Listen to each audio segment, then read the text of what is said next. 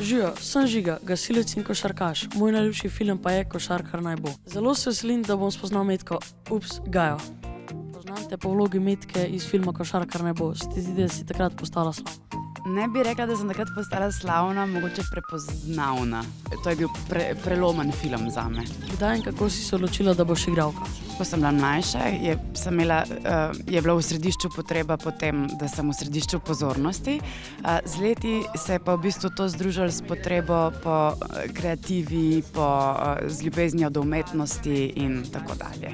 Kaj je bila, če ne bi bila igralka? Verjetno psihologinja. Danes ste mogli v vlogi Ane Frank. A se dobro počutiš v tej žalostni vlogi? Mi je v velik užitek to igrati, ampak ja, ne počutim se pa vedno najboljše v tem, ampak se mi zdi, da je to prav glede na to, kakšno tematiko obravnava ta predstava. Ampak ja, je pa to ena izmed mojih zelo ljubih vlog in predstav, ker mislim, da še je zelo pomembno sporočilo med ljudi.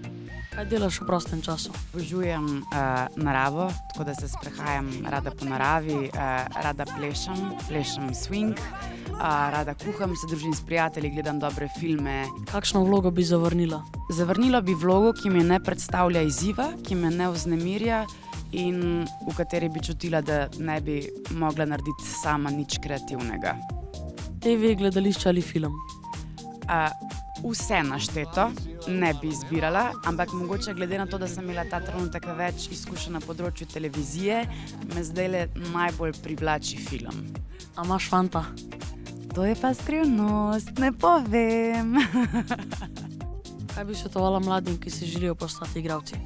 Nikoli ne odnehati, truditi se, dobiti čim več izkušenj v tej smeri, ne se zaustaviti ob prvi kritiki in pa verjeti sebi in slediti svojim sanjam. Predstava je super, zdaj grem pa kar naprej gledati. Čau!